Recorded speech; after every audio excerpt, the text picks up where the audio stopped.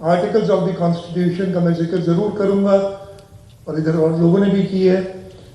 Article 20 constitution का, जो कि जिसका टाइटल ये freedom to profess religion and to manage religious institutions, कहते हैं every citizen shall have the right to profess, practice and propagate his religion. ना सिर्फ प्रैक्टिस कर सकता है, प्रोफेस कर सकता है, लेकिन उसका अगर दूसरों को अपने रिलीजन की तरफ ले जाना चाहे वो प्रोपगेट भी कर सकता है अपना रिलीजन। और कहते हैं every religious domination in every sect thereof shall have the right to establish, maintain and manage its religious institutions। ये शहीद जुल्फ़िकार अली भुट्टो ने हमें दिया था। हमने क्या मतलब फ्रीडम ऑफ बिलीफ,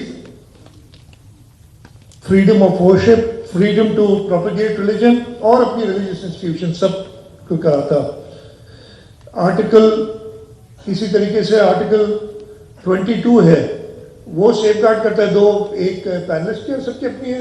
यही खूबसूरती है कि yes you can differ and you can talk about it. ये सिंध में ही हो सकता है, ये पाकिस्तान में हो सकता है, मेरा नहीं कि किसी और मुल्क में ये हो सकता है।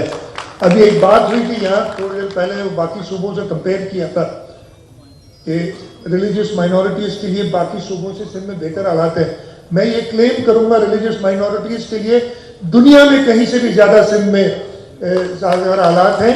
और जो वेस्ट की बात करते हैं, इधर बात हुई थी, उस वेस्ट के अंदर वो फ्रीडम नहीं है, ऐसा बिल्कुल नहीं है कि आप कहीं जाएं और समझें कि अब मैं, आप सब्जेक्ट होते हैं उस मुल्क की। और आजकल तो बहुत सारे एग्जाम्पल्स हैं, सिर्फ हम बात करते हैं, लेकिन सिंध के अंदर ये प्रॉब्लम्स, वही प्रॉब्लम्स मुसलमान भी फेस करते हैं।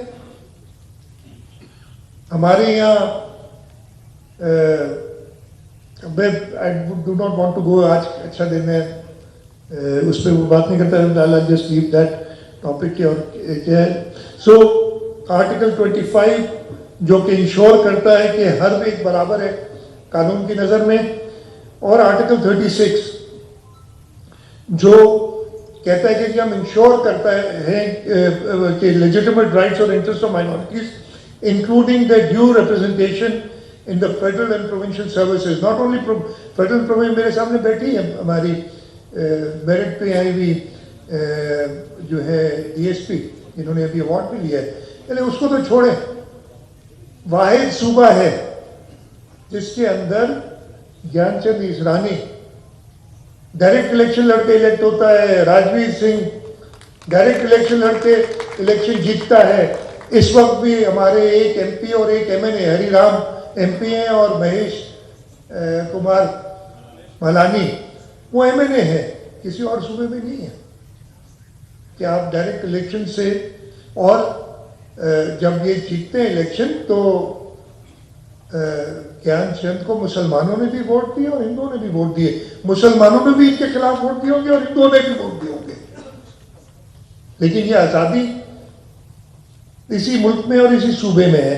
तो मेहरबानी करके, हाँ बुराइयां हर जगह होती हैं, लेकिन मेरा नहीं ख्याल है इस मेहरान की धरती से ज़्यादा पुरअमन धरती दुनिया में कहीं। यहाँ मसले मसाइल होते हैं, प्रॉब्लम्स बीच में आते हैं, कभी कभी लोग इस दरिया के सिंध के पानी का जो कर्ज है वो देने के लिए नहीं चाहते। अच्छे